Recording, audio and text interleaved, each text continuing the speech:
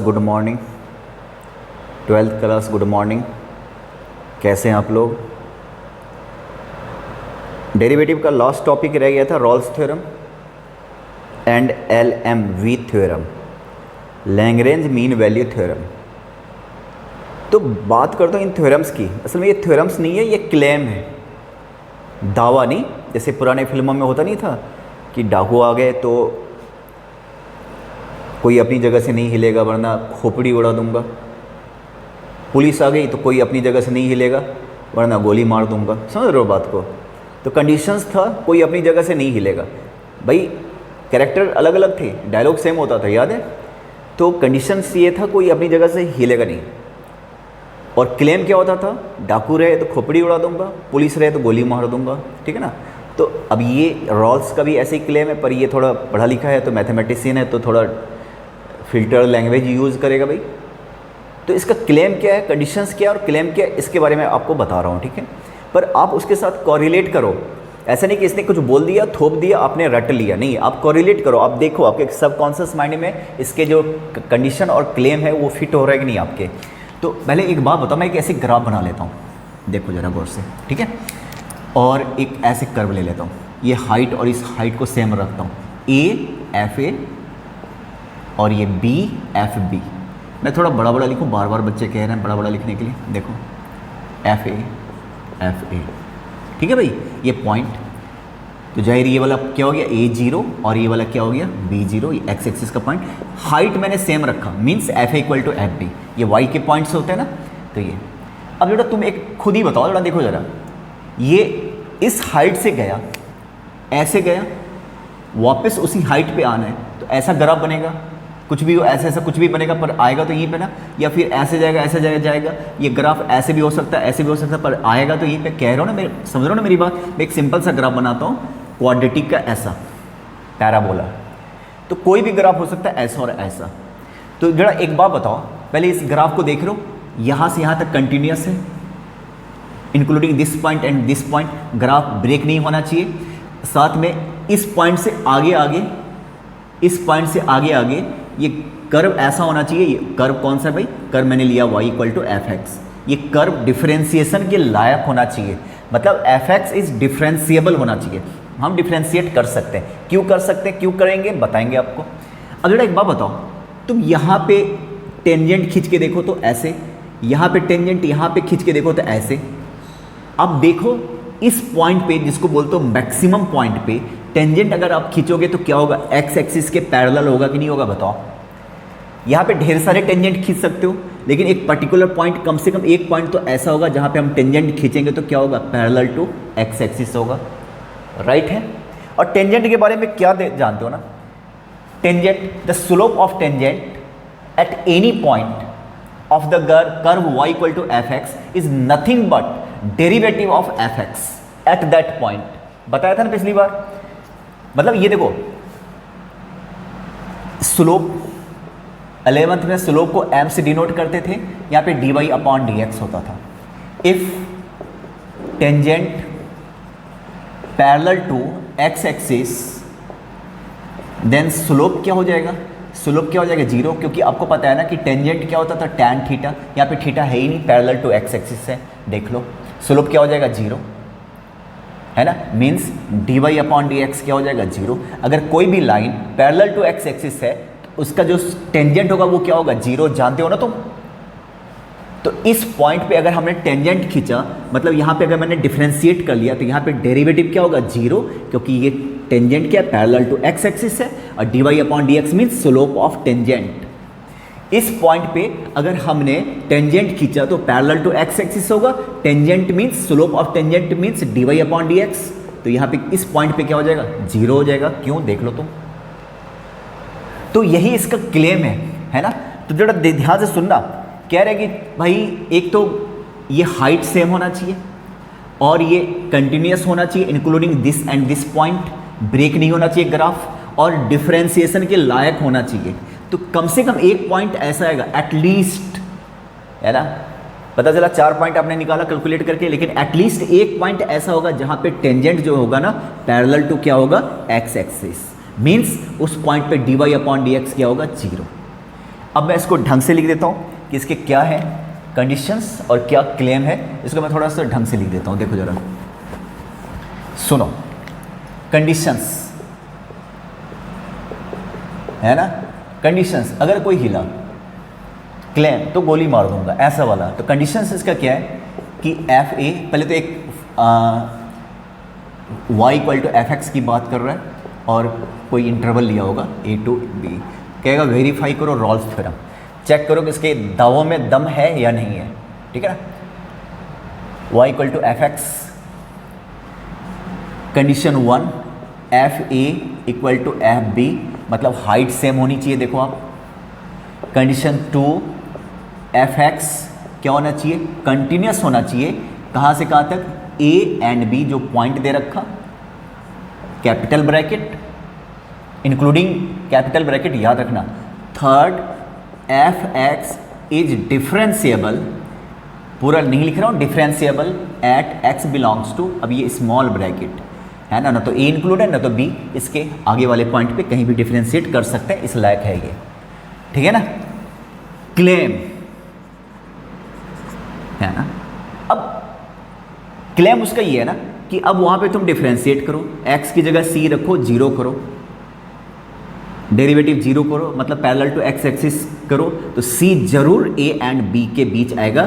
That is precisely the claim of Rolle's theorem, है ना। c निकाल लो, c कम से कम एक पॉइंट ऐसा होगा जो a और b के बीच आएगा। अगर मान लो ये 1 0 है और ये मान लो 4 0 है, इसका मतलब ये थोड़ी ना कि बीचों बीच कहीं भी ये पॉइंट हो सकता है, 1.1 भी हो सकता है, 1.2 भी हो सकता है, या 3.9 भी हो सकता है, मतलब कम से कम एक पॉइंट इनके बीच, एग्जैक्टली बिटवीन नहीं, बिटवीन, समझ रहे हो। अब मैं एक एग्जाम्पल के थ्रू मैं आपको समझा देता हूँ कि वो कहना क्या चाह रहा है, ठीक है। देखो जरा, एक सिंपल सा क्वाड्रेटिक लेता हूँ, फिर अपने वाले लेवल पे आ जाएंगे और शुरू करेंगे ट्रिगो से। हमेशा की तरह एंगल निकालना थोड़ा सा टफ होता है। देखो एक उसका फंक्शन लो, f x equal to x square minus 3x plus 2 at x 1 to 2, इस पर चेक करना है, इस पर चेक करना है।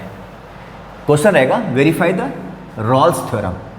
तो कंडीशंस पे आ जाओ, कंडीशंस, पहला ए और बी की जगह देख रहे हो ना, तो F1 निकालिए, x की जगह 1 रख के देखिए तो क्या आ रहा है, 0 आ रहा है। फिर F2 निकालो, ये भी 0 आ रहा है। तो पहला कंडीशन फुलफिल हो गया, हाइट सबका सेम है ना, ऐसा F equal to f b, समझ रहे हो ना, पहला कंडीशन फुलफिल हो गया। सेकेंड, अब ये Fx क्या है, पॉलिनोमियल फंक्शन है ना, अगर 1 और 2 इंक्लूडिंग 1 and 2 कोई भी पॉइंट अगर रखोगे तो इन्फानाइट तो नहीं होगा ना, आपने कंडीशंस तो पढ़ा होगा कि नहीं होगा। Fx इज कंटिन्यूअस, है ना, रीजन के साथ, is quadratic polynomial, quadratic polynomial, therefore continuous. अब यहां पे इंटरवल बहुत मायने रखता है, बच्चे लिखते नहीं है, आपको लिख देना है 1 and 2 दे रखा, कैपिटल ब्रैकेट यूज करना। Third, f x is differentiable, differentiable at x belongs to. अब ना आप जब भी क्वेश्चन है रॉल्स थ्योरम के ना, तो ये दो चीज तो कम से कम लिख ही लेना है, यहाँ पे कैपिटल ब्रैकेट, यहाँ पे स्मॉल ब्रैकेट, समझ रहे हो। तो आप देखो डिफरेंशिएबल है कि नहीं, पहले कंडीशंस देखो डिफरेंशिएबल है कि नहीं। तो मैं पहले डिफरेंशिएट कर रहा हूँ, देखता हूँ कुछ अजीब सा तो नहीं आ रहा, डिफरेंशिएट करके देखो, एक्स स्क्वायर का 2x माइनस 3, और 1 और 2 के बीच कोई भी ऐसा पॉइंट है क्या जिसको रखने के बाद ये इन्फानाइट आ जाएगा, कोई ऐसा चीज आने वाला है क्या जिसको हम कह सकते हैं कि नॉट डिफाइन, नहीं आएगा ना 1 और 2 के बीच। तो देयरफॉर डेरिवेटिव ओके है ना, तो therefore f x is differentiable, differentiable at x belongs to, यहां पे हम यूज करेंगे 1 to 2 ओपन ब्रैकेट यूज करेंगे, तीनों कंडीशंस। तो देयरफॉर ऑल कंडीशंस ऑफ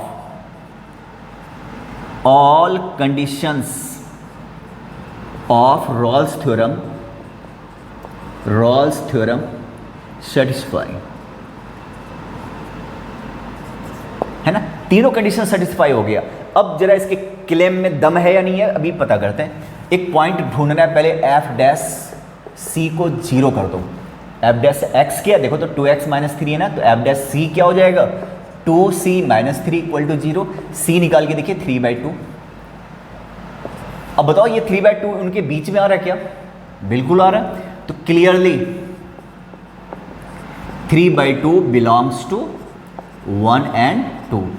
यहाँ तो एग्जैक्ट बीच में आ गया। 1.5 होता है, 1.2 भी हो सकता था, 1.3 भी हो सकता था। Hence claim of Rolle's theorem, मैं बार बार आपको पता क्या कहता हूँ कि एनसीईआरटी जब आप देखते हो या कोई भी बुक देखते हो तो उसके एग्जाम्पल में कुछ लैंग्वेज लिखे रहते हैं, लैंग्वेज उसको हम लोग अवॉइड करते हैं, है ना, पर उसको पढ़ना चाहिए ना क्या लिखा हुआ है, वो ज़रूरी चीज़ होता है एग्ज़ाम में। क्योंकि अगर मान लो आप 4 मार्क्स के क्वेश्चन है, आपको 4 में से 4 ही चाहिए ना, परफेक्ट मार्क्स चाहिए ना, तो परफेक्ट आंसर भी देना पड़ेगा, ऐसे नहीं चलेगा। तो ये हो गया तुम्हारा। अब मैं आता हूँ डिफरेंट टाइप के क्वेश्चंस पे, एक ट्रिगो का उठाता हूँ, ठीक है। अब ये देखिए और फिर देखता हूँ कि उसके क्लेम में दम है या नहीं है। एक अब ट्रिगो का जब भी होगा तो इंटरवल वो मेंशन किया रहेगा। यहाँ पे एक क्वेश्चन दे देता हूँ, f(x) equal to sine x plus cos x, है ना, x बिलोंग्स टू 0 to π/2, इनके बीच ये इसका जो क्लेम है उस पर पहुँचते हैं और फिर वेरीफाई करते हैं कि सच्चाई है या नहीं है। पहला f0 निकाल के देखिए, साइन 0 0 कॉस 0 1, ये हो गया 1। f 90 x की जगह π/2 रखो, sine 91 cos 90 0, okay. First condition fulfil, ज़्यादा फॉर्मेलिटी नहीं, कंडीशंस की बात हो रही है। सेकेंड, अब ये देखो आपको पता है ना साइन x, अपने कंटिन्यूटी पढ़ा है ना, साइन x और कॉस x का वैल्यू -1 और 1 के बीच होता है ना। ये मैंने डिवाइड नहीं किया है, मैंने लिखा साइन x और कॉस x। कभी इन्फानाइट होता, अभी tan होता है ना, तो tan x होता तो सोचते भी बैठ के, sec x cos x सोचते भी, क्योंकि वो इन्फानाइट होता है, पर ये तो कभी भी इन्फानाइट नहीं हो सकता ना। तो देयरफॉर f(x) इज कंटिन्यूअस, और आपने कंटिन्यूटी वाले चैप्टर में पढ़ा था साइन एंड कॉस हमेशा कंटिन्यूअस होता है, राइट। थर्ड, डेरिवेटिव है कि नहीं, तो मैं डिफ्रेंशिएट कर देता हूँ। f(x) डिफ्रेंशिएट करो, साइन का डेरिवेटिव कॉस और कॉस का, आपको डिफ्रेंशिएट करके कोई tan आया क्या? tan 90 डिग्री पे इन्फानाइट हो जाता है, पर कहीं अब कभी आया क्या? नहीं आया ना। अच्छा, एक चीज़ तो मैं भूल ही गया, देखो यहाँ पे हमेशा ये 0 to π/2 इंटरवल बहुत मायने रखता है, मैं भूल जाता हूँ, ध्यान से सुनना, है ना। अब देख लो तो कोई खतरा नहीं है, तो देयरफॉर डेरिवेटिव में कोई प्रॉब्लम नहीं है, तो देयरफॉर f(x) इज डिफरेंशिएबल। फिर से यहाँ पे एट x बिलोंग्स टू, अब यहाँ पे ओपन ब्रैकेट बार बार याद रखना, है ना। अब इसके क्लेम पे आता हूँ, क्लेम पे, है ना। तो f(c) को तुम 0 करो, f(x) तुम निकाल के बैठे हो, c cos c minus sine c equal to 0, cos c equal to sine c, right ना, उधर लेके गए तो cos c upon sine c equal to 1, divide कर दो, c लिखा है मैंने, देखो cot c इक्वल टू 1, तो c इक्वल टू क्या हो जाएगा π/4, 0 से π/2 के बीच। तो क्लियरली π/4 बिलोंग्स टू 0 to π/2, तो हैंस वही चीज़ लिखना है, hence claim of Rolle's theorem verified, ठीक है। अब मैं एक और क्वेश्चन लेता हूँ, रॉल्स थ्योरम का लास्ट क्वेश्चन लेता हूँ, बड़ा ध्यान से सुनना है इसको, देख लीजिए आप।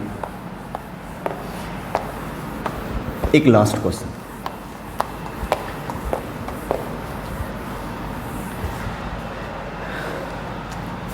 बहुत इंपॉर्टेंट है भाई ये वाला क्वेश्चन, अभी जो मैंने लिया इसके पहले वाला भी इंपॉर्टेंट था। f(x) x minus a raise to the power m, x minus b raise to the power n।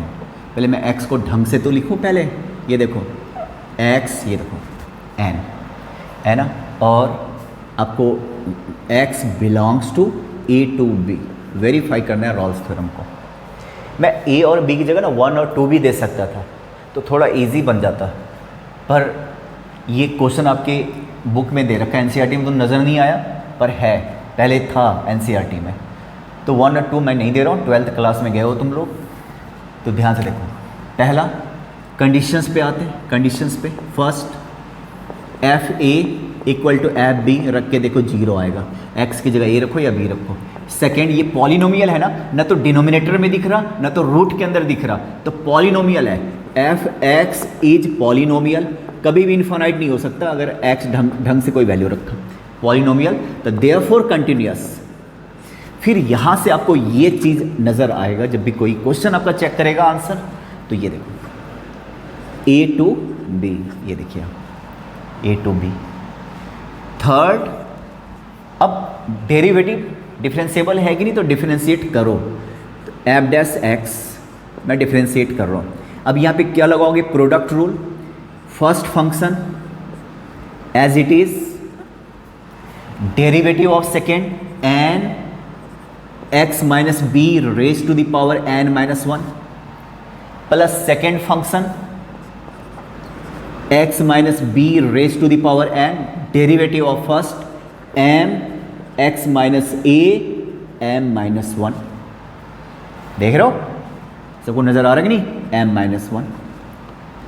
अब जरा एक बात बताओ, इसके बाद क्या करोगे? वैसे तो ओके ये भी पॉलिनोमियल है लिखने का, मैं एक थोड़ा सा और सिंपलेस्ट फॉर्म में कॉमन जरूर ले लो, कुछ कॉमन आ रहा तो x माइनस ए, यहाँ पे m बरी है, यहाँ पे m माइनस 1 बरी है, तो m माइनस 1 बार तो कॉमन आ जाएगा, इतना तो जानते हो ना तुम लोग। x माइनस बी, यहाँ पे n माइनस 1 बार है, यहाँ पे n, तो n माइनस 1 बार बाहर आ जाएगा, तो बचेगा क्या, n के साथ m माइनस 1 टाइम आपने कॉमन निकाल लिया, तो एक बार तो बचेगा ही बचेगा, इतना सोच लो तुम बैठ के, है ना। x माइनस ए अब प्लस m, ये पूरा बाहर आ गया, x minus B N minus 1 time बाहर आ गया, तो यहाँ से क्या बचेगा, यहाँ से बचेगा x माइनस बी, ये देखिए, है ना। या थोड़ा इधर करके लिखता हूँ, शायद ना दिखे, प्रॉब्लम आ जाए। ये देखो एफ डैश एक्स, फिर से मैं बता रहा हूँ कि कॉमन क्या लोगे, m माइनस 1, तो x minus A M minus 1 common आ गया, देखो आप x minus B N minus 1, x minus B N, तो यहाँ से क्या कॉमन आएगा, x minus B N time common आ जाएगा, n माइनस 1 टाइम, तो रह क्या गया n, m माइनस 1 बाहर आ गया ना, x माइनस ए n ऐसे x ऐसे, राइट ना, प्लस m यहाँ से आएगा x माइनस बी आएगा, ये ठीक है। तो x minus a raise to the power m minus 1, x minus b raise to the power n minus 1। अब यहाँ पे तुम सॉल्व करके देखो तो क्या आ गया भाई, एन एक्स माइनस एन ए plus m x minus M b, ठीक है। x देख रहे हो, x, इसको समझो, बहुत इंपॉर्टेंट क्वेश्चन है एम एक्स एन एक्स। अब जरा देखो, जो डेरिवेटिव आपने किया ना, कहीं पे डिनोमिनेटर में x आ रहा क्या, तो लिखोगे क्या, clearly F dash x is polynomial, therefore f x, F dash x polynomial है, कोई खतरा नहीं है, एफ एक्स इज डिफरेंशिएबल, और कहाँ पे, at x belongs to a to b. यहाँ पे कैसे ब्रैकेट दोगे भाई, कंटिन्यूटी में हमेशा क्लोज ब्रैकेट और यहाँ पे ओपन ब्रैकेट, है ना। ये देखो, ये बार बार बता रहा हूँ क्योंकि ये इंपॉर्टेंट है, क्लोज ब्रैकेट ओपन ब्रैकेट।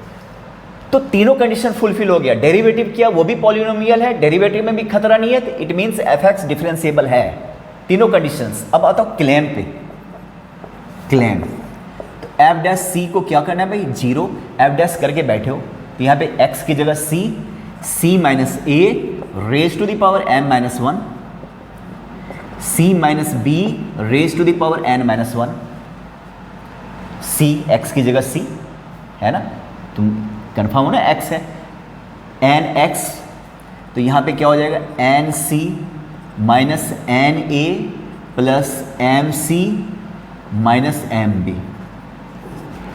इसको 0 करके c का वैल्यू निकालना है, तो यहाँ से इसको 0 किया तो c इक्वल टू क्या हो जाएगा, a, इसको 0 करो तो c इक्वल टू क्या हो जाएगा, b, और यहाँ से इस वाले फैक्टर को 0 करो, ये देखो, plus M C minus M B equal to 0। आपको सी निकालना, याद रखना, सी कॉमन लो, m plus N equal to, सबको उधर लेके जाओ, एन ए प्लस एम बी। तो यहाँ से c इक्वल टू क्या हो गया, एन ए plus M B upon M plus N, ये हो गया तुम्हारा। और आपने पढ़ा होगा, सेक्शन फार्मूला पढ़ा है कभी 10th में, तो आपको लग नहीं रहा कि c जो है ना divides a and b in m/n ratio. आपको याद है सेक्शन फार्मूला पढ़ा ऐसा करके, यहाँ देखो जरा, ऐसे करके पढ़ा कि नहीं, ये a और ये b होता था, अपने वेक्टर में भी पढ़ा होगा c m/n, तो यही होता था ना सेक्शन फार्मूले से। अगर कोऑर्डिनेट की बात करो तो, वेक्टर की बात करो तो क्लियरली, तो यहाँ पे क्या लिखने वाले हो, क्लियरली c डिवाइड्स, ये बहुत इंपॉर्टेंट है तो बहुत ध्यान से देखना, c divides a and b into m/n internally. आपको याद है कि आपने कभी पढ़ा था इंटरनली, है ना? तो इट मीन्स क्या हो गया, अब मैं यहाँ पे एक बार मिटा देता हूँ, तो ध्यान से सुनो। आपको सेक्शन फार्मूला याद है, आप इस पर सोचो थोड़ा सा कि अगर इस तरीके से होता था, फिर से देखो, आप यहाँ पे कोई पॉइंट होता था, आप वेक्टर की बात करो a और b, और ये c वेक्टर, राइट ना, m/n, तो c m b plus n a upon M plus n, है ना? इसका मतलब ये इसके बीच कहीं पे है। अगर यहाँ पे माइनस होता था तो इसका मतलब क्या होता था, एक्सटर्नली फिर बाहर होता था, पर यहाँ पे बीच में है। तो समझ लो ना कंसेप्ट क्लियरली। तो देयरफॉर c जो है ना a और b के बीच ही नहीं है, और ऐसी जगह पे है जो a और b को, इस लाइन को किस रेशियो में डिवाइड कर रहा है, m/n। तो hence Rolle's theorem verified. Rolle's theorem क्या हो गया, वेरीफाइड। क्लियर है? ये क्वेश्चंस आप देख लेना, नेक्स्ट वीडियो में मैं बता दूंगा, सारे क्वेश्चंस वही होंगे। नेक्स्ट वीडियो में मैं LMV थ्योरम की बात करूंगा, ठीक है? चलो।